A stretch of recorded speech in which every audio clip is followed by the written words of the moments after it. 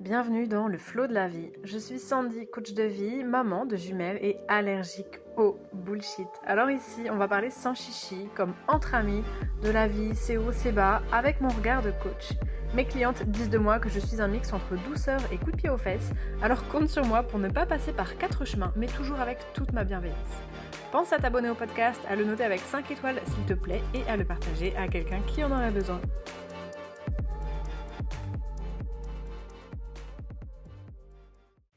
Les amis, bienvenue dans ce premier épisode de podcast de 2025. Un podcast qui va être tout en métaphore aujourd'hui pour un sujet qui, vous allez voir, va pouvoir s'appliquer finalement à tous les besoins, à tous les cas de figure, à toutes les problématiques qu'on peut rencontrer. Qui que l'on soit, peu importe l'âge que l'on ait et la situation de vie dans laquelle on se trouve. Ça va vraiment pouvoir parler à tout le monde et les mots que je vais poser ici vont être volontairement un peu vagues et métaphoriques et ouverts pour que chacun puisse se les approprier en fonction de ses combats propres. Alors bien sûr, je vais aussi citer des exemples, bien entendu, parce que j'aime ça et je pense que c'est une manière intéressante de faire passer des messages, de citer quelques exemples et quelques cas concrets. Donc aujourd'hui, comme vous avez pu le voir dans le titre, je vais parler du fait d'avoir la paix, de trouver sa paix, de créer sa paix, de cultiver sa paix, et du fait que pour pouvoir vivre en paix, il faut tout court, par moment, savoir prendre les armes et mener des combats, mener des batailles. Et là, tu vas me dire, non mais oh, on parle de paix, moi je la veux la paix, mais quand je m'imagine en paix, j'imagine, moi, assise dans mon fauteuil de jardin, un café bien chaud dans les mains, ma tasse fumante, au lever du jour, en entendant les petits oiseaux qui font cuit-cuit dans les arbres à côté de moi, pendant que mes enfants dorment encore, et qu'ils se réveillent pour qu'on puisse vivre une belle journée. Pour moi, la paix, c'est du calme, c'est du bonheur, c'est de la douceur. Et là, Sandy, t'arrives et tu me parles de combat, tu me parles de prendre les armes. Je comprends pas. On va en parler. On est ici pour ça. Alors, commençons déjà avec le fait que chacun de nous, il est vrai, a une notion différente de ce que c'est la paix. Et je ne parle pas de la paix dans le monde, ok ? Je parle bien de la paix personnelle, dans son cœur, dans sa tête, dans sa vie, dans son quotidien. Et bien sûr, on est d'accord, la paix personnelle est directement liée à la paix dans le monde. Si chacun vivait plus en paix dans ses baskets, les choses seraient différentes et la Terre tournerait différemment. Mais ça ne va pas être le sujet aujourd'hui. Chacun donc a une notion différente de ce que c'est la paix. Pour certains, avoir la paix, ça va être vivre en pleine campagne, sans voisins, en travaillant pour soi-même dans son jardin, je sais pas, être bûcheron, être apiculteur, ne devoir de compte à personne, ne pas avoir de collègues, de patrons, de voisins. Pour certains, la paix, ça va être ça. Pour d'autres, ça va être tout à fait autre chose. Peut-être vivre dans un joli petit appartement en ville, cocooning, très Pinterest, avec son chéri, sans enfant, pour avoir une liberté totale, de bruncher le dimanche et de voyager. Peut-être que pour d'autres personnes, trouver sa paix, ça va passer par le fait d'avoir une famille nombreuse, au contraire, et plein d'enfants, une famille joyeuse avec des rires, une maison remplie de jeux, de petites mains qui font la cuisine avec nous, de dessins accrochés sur les murs. Peut-être encore que pour d'autres personnes, ça peut être ne pas avoir de conjoint, ne pas avoir d'enfants et jouir d'une liberté totale de son espace, de ses actions, de son temps, de son sommeil, que sais-je. Peut-être que pour certaines personnes, trouver la paix intérieure, la paix dans sa vie, ça va passer par le fait de couper des ponts avec certains membres de sa famille, par exemple, avec qui on a une histoire chargée. Alors que pour d'autres, ça sera peut-être au contraire, non pas couper des ponts, mais crever les abcès, mettre les choses à plat, discuter, faire remonter les vieux dossiers, les vieilles histoires de famille, les vieux secrets de famille, pour enfin briser des cycles et avancer différemment. Chacun finalement peut avoir une notion différente de ce que c'est que d'avoir la paix, de vivre en paix, d'avoir trouvé sa paix. C'est tout à fait personnel et ça se respecte. Attention simplement, aux choix que l'on peut faire en espérant trouver la paix, en se disant à soi-même qu'on va trouver la paix, mais qui sont finalement uniquement dictés par des blessures, par des peurs, par son ego, par des choses non résolues. Ces choses-là risquent de n'être qu'une fuite en avant, qui n'apporteront jamais de réelle paix intérieure. Mais tout ça, c'est un travail de connaissance de soi. C'est le travail de toute une vie. Et c'est le travail que vous avez, et moi aussi, entamé, si on est ici. Vous en train d'écouter et moi en train de parler. Alors bravo pour ça. Trouver sa paix, ça peut être quelque chose de matériel, comme l'environnement, les voisins, les collègues de travail. Mais ça peut être aussi quelque chose qui passe tout à fait par le corps physique, se sentir mieux dans son corps. Je pense par exemple à une personne qui aurait toujours été en surpoids depuis sa plus tendre enfance et qui l'aurait toujours mal vécu, qui souhaiterait changer son corps, mais aussi changer le rapport qu'elle a avec elle-même, ne plus être en lutte contre elle-même, ne plus se détester, ne plus se haïr, ne plus en vouloir à ce corps. Une personne qui voudrait changer ce corps, qui voudrait changer la relation qu'elle a avec, qui voudrait ne plus se sentir mal jour après jour, qui voudrait enfin être bien avec son corps et avec son image, être dans l'amour d'elle-même au lieu d'être dans la détestation. Ça peut aussi être ça, trouver sa paix. Faire la paix avec soi-même, faire la paix avec ses erreurs et faire la paix avec ses échecs. Et là, vous ne me voyez pas, mais je mets de gros guillemets. Faire la paix avec ses choix, faire la paix avec son passé, faire la paix avec des comportements que l'on a pu avoir, faire la paix avec ses blessures. Vivre en paix à l'intérieur. Ce n'est pas seulement avoir la paix dans son quotidien dans le sens matériel, c'est-à-dire qu'on ne nous emmerde pas de voisins qui passent à tondeuse le dimanche après-midi, pas de voitures qui nous klaxonnent dans les bouchons. Ça passe aussi par là, la paix, oui, ce sont des choses qui vous hérissent le poil. Mais vivre en paix, ce n'est pas juste quelque chose de matériel, de physique, de purement lié à l'environnement de vie. C'est aussi, et peut-être surtout, quelque chose de très interne, de très intérieur. Et c'est un sentiment que je trouve nuancé et un petit peu tout et son contraire. C'est un sentiment qui est mine de rien profond, intense, comme quelque chose de lourd, de bien ancré en dedans. Mais c'est aussi à la fois quelque chose d'assez léger, d'assez volatile et subtil, d'assez bref. Pourquoi bref ? Parce qu'on a très vite tendance quand même, quand on a un instant de bonheur, un moment de bien-être et de plénitude, à repartir dans des tracas, dans des ruminations, dans le quotidien, la charge mentale, les impératifs, les factures à payer, et il y a le gâteau à préparer pour la kermesse de l'école, et patati et patata. On n'a pas l'habitude de se sentir réellement en paix et dans le calme. Il faut être très honnête, le rythme de la vie est assez effréné et le naturel humain est ainsi fait. On a besoin, pour survivre, d'anticiper les tracas, les problèmes et tout ce qui ne va pas, tout ce qui pourrait mal se passer, mal aller, mal tourner.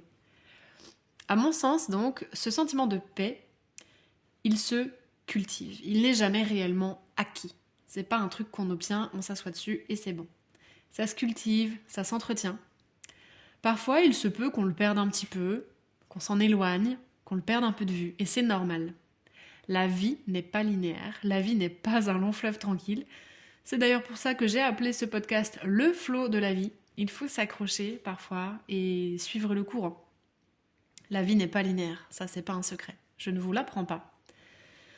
Et de ce fait, on ne peut pas s'attendre à être toujours hyper bien, toujours hyper aligné, toujours en parfaite harmonie avec nous-mêmes, toujours bien dans nos pompes, bien dans notre tête, d'accord avec toutes nos décisions, hyper heureux, hyper heureuse dans notre quotidien. Ça, c'est une utopie, c'est une chimère.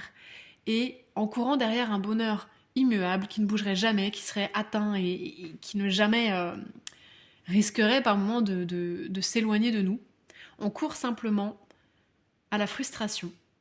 Parce que dans le fond, ce qu'on attend n'est pas possible. Vivre à chaque instant, à chaque minute, dans le bonheur et la plénitude absolue, c'est une utopie.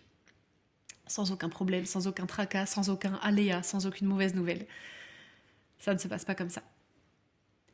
La paix, donc, le sentiment de paix, mais aussi la paix matérielle, comme tout dans la vie, ça va, ça vient, et parfois c'est déstabilisé par tout un tas d'événements extérieurs. Même si vous avez la paix matérielle, votre super maison à la campagne sans voisins, il se peut que d'un coup des travaux se lancent non loin dans votre petit hameau, que ça dure 3 mois de bruit de machine et que paf d'un coup un nouveau voisin, une nouvelle maison. La paix intérieure, le fait de vivre en paix, d'avoir trouvé la paix, c'est donc pas quelque chose de totalement immuable. Ça évolue, on évolue, la vie change. On peut tout à fait faire la paix avec une partie de nous, avec une partie de notre passé, avec ce qu'on a pu faire comme choix par exemple, et un jour être de nouveau confronté à des choix difficiles qui peut-être viendront déstabiliser ce sentiment de paix qu'on a réussi à créer. C'est normal. Alors pourquoi je parle de combat et de prendre les armes pour trouver la paix, pour entretenir et cultiver sa paix? Parce que, comme pour tout dans la vie, si l'on veut quelque chose, à savoir vivre en paix, se sentir en paix, ça va nécessiter une certaine dose, un certain nombre de choix. Que ce soit des choix de vie, des choix matériels, un lieu de vie, un travail, un logement, mais aussi des choix relationnels, crever certains abcès, mettre à plat certaines choses, avoir certaines discussions, ou choisir de ne pas vouloir les avoir et de couper des ponts, de mettre de la distance, de clore des chapitres. Ce sont aussi des choix. Tout est choix dans la vie, on en reparlera dans un épisode. Mais aussi des choix envers soi-même. Décider d'aller commencer cette thérapie pour soigner et penser certaines blessures de l'enfance. Décider de se pardonner, de pardonner certaines choses qu'on a pu dire ou faire. Faire le choix de revoir certaines routines, certaines habitudes, certaines croyances, certains modes de vie. Certaines habitudes qu'on a peut-être mis en place depuis des années et qui finalement nous font du mal. C'est décider d'être honnête envers soi-même, envers ses comportements, envers ses défauts, envers sa part de responsabilité dans ce qu'on a vécu, dans ce qu'on a créé, se pardonner, s'alléger, pardonner les autres, avancer dans une certaine direction, laisser aller certains fardeaux, dire oui, dire non, dire pardon, dire je t'aime, accepter les excuses, dire je ne veux plus te voir, dire nos routes se séparent, quitter un travail, quitter un logement, déménager, tout recommencer, changer de mode de vie, changer ses habitudes alimentaires, arrêter de fumer, se mettre au sport, arrêter de boire, arrêter de sortir, arrêter de faire la fête, arrêter de combler ses peurs, sa solitude, ses insécurités par des addictions aux jeux vidéo, à la drogue, au tabac, à l'alcool, aux séries. Tout ça, ces choix, ça va demander de la force. De la force mentale, de la force de caractère, de la volonté, mais aussi de la force physique. Je reviens sur cette personne en surpoids, qui était en surpoids toute sa vie, qui ne s'est jamais aimée, qui déteste son corps. Eh bien, ça va lui demander bien sûr une volonté mentale énorme d'aller mettre en place des changements. Mais ça va aussi lui demander une puissance et des ressources dans le corps physique. Lutter contre les fringales, des pulsions sucrées, mettre son corps en mouvement, faire face aux courbatures, faire face à l'inconfort. C'est une forme de combat contre soi-même, mais aussi face à ses peurs, face à tout ce qu'on a créé derrière notre identité de personne en surpoids, face à ce qu'on a mis comme valeur à la nourriture, un réconfort, un refuge, une punition.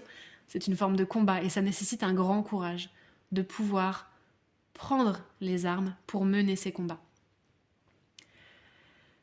Aussi, par exemple, pour une personne qui aurait besoin d'avoir une grande discussion avec l'un de ses parents au sujet d'une blessure, de peur qu'elle traînerait depuis l'enfance, qu'elle porte sur ses épaules depuis l'enfance, mais qui est terrorisée à l'idée de devoir avoir cette discussion, qui est terrorisée par la réponse qui pourrait venir en face, qui est terrorisée par les conséquences que ça pourrait avoir, cette discussion, qui est terrorisée par ce qu'elle pourrait découvrir sur ses parents, sur elle-même, parce qu'elle pourrait apprendre, mais qui sent bien que cette blessure la traîne en arrière comme un fardeau, comme un boulet trop lourd, et qui voit bien que ça la draine au quotidien, que ça lui prend son énergie, ses pensées, et qu'il est temps de le crever cet abcès, qu'il est temps de mettre les choses à plat. Eh bien ça aussi c'est une forme de combat. Faire face à ses peurs, faire face à ses parents, faire face à cette incertitude de ce que cette discussion pourrait générer. Rassurer, écouter la petite fille ou le petit garçon qui est à l'intérieur et qui a peur, qui est terrorisé à l'idée de se confronter à ce parent. Ça aussi c'est une forme de combat. Ça aussi, ça nécessite une belle dose de courage, de prendre les armes, de rassembler ses forces et d'y aller. Attention, quand je dis prendre les armes, dans ce cas de figure, ça ne veut pas dire être dans l'agressivité, monter à la confrontation envers ses parents ou envers quiconque, quand on a ce besoin de mettre les choses à plat. Ça ne veut pas dire aller lui casser la figure, prendre les armes au sens propre. Ça serait s'armer de son courage, s'armer de sa volonté, s'armer de sa patience, de son écoute, s'armer de sa force, s'armer de sa capacité à faire preuve de compassion envers soi-même, envers l'autre. Tout comme d'ailleurs dans l'exemple de la perte de poids. Il ne s'agit pas de prendre des armes blessantes contre soi-même, il s'agit de s'armer d'amour envers soi-même. Dans cette bataille, dans ce combat, dans cette transformation, d'y aller chargé à bloc d'amour pour soi-même, chargé à bloc d'une vision pour l'avenir, chargé à bloc d'envie, de volonté, d'aller mieux, de persévérance. Ce sont ça les armes dont je parle. Parfois, ce dont il faut s'armer, ça sera d'une grosse dose de courage et de fermeté, par exemple, pour pouvoir mettre des limites avec son entourage, des limites avec sa famille, avec sa belle famille, avec son partenaire, avec son mari, sa femme, qui on veut, avec ses collègues de travail, avec ses amis.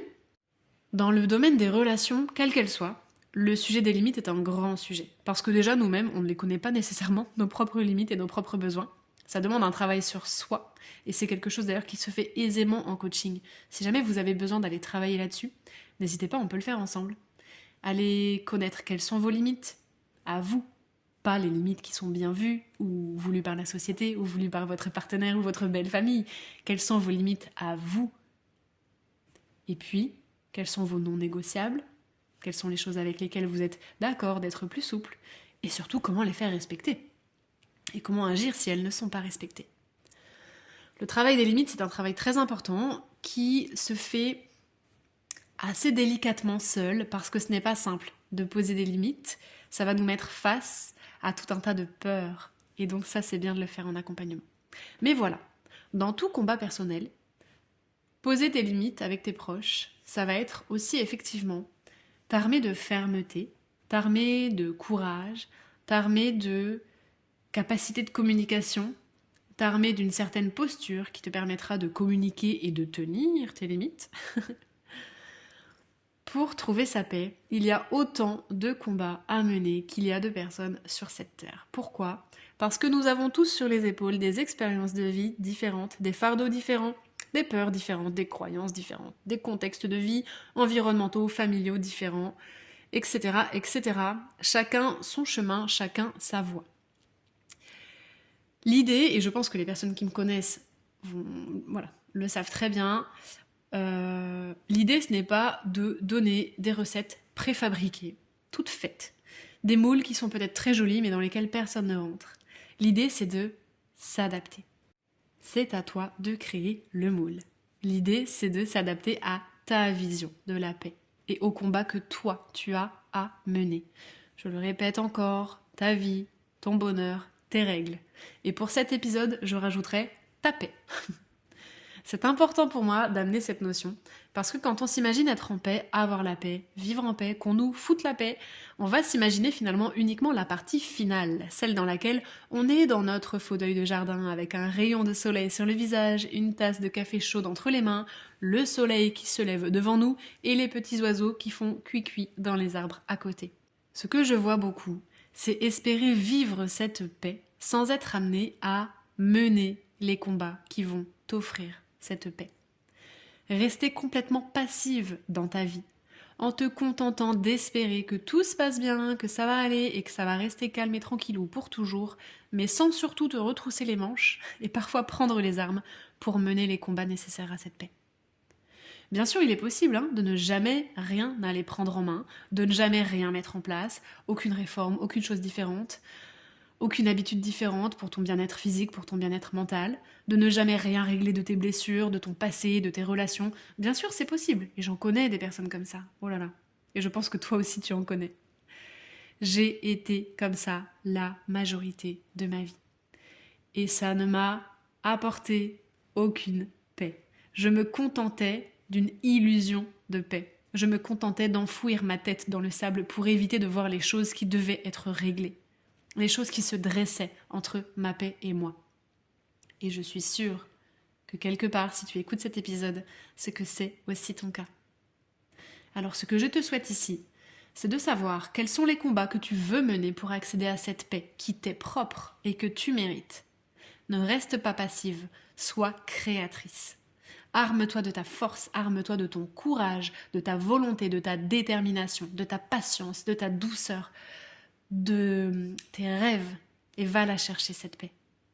Et bien sûr, comme toujours, si tu en as besoin, tu viens en coaching avec moi, on travaille là-dessus, je t'assure que tu ne le regretteras pas. Je vais te demander aussi de soutenir cet épisode s'il t'a plu, s'il t'a aidé. Pour ça, tu peux liker, tu peux commenter, tu peux t'abonner si tu es sur YouTube ou Spotify. Si tu es sur Spotify, tu peux noter le podcast avec 5 étoiles si tu penses que c'est juste. Tu peux partager cet épisode à quelqu'un qui a besoin d'entendre ça. Tu peux choisir la manière dont tu souhaites soutenir cet épisode.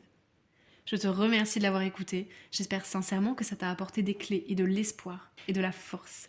Ne lâche rien. Continue. Si tu as besoin de quoi que ce soit, tu retrouves tous les moyens de me contacter en description. Je réponds toujours. Et en attendant, je te souhaite une très bonne journée, une très bonne semaine et prends bien soin de toi.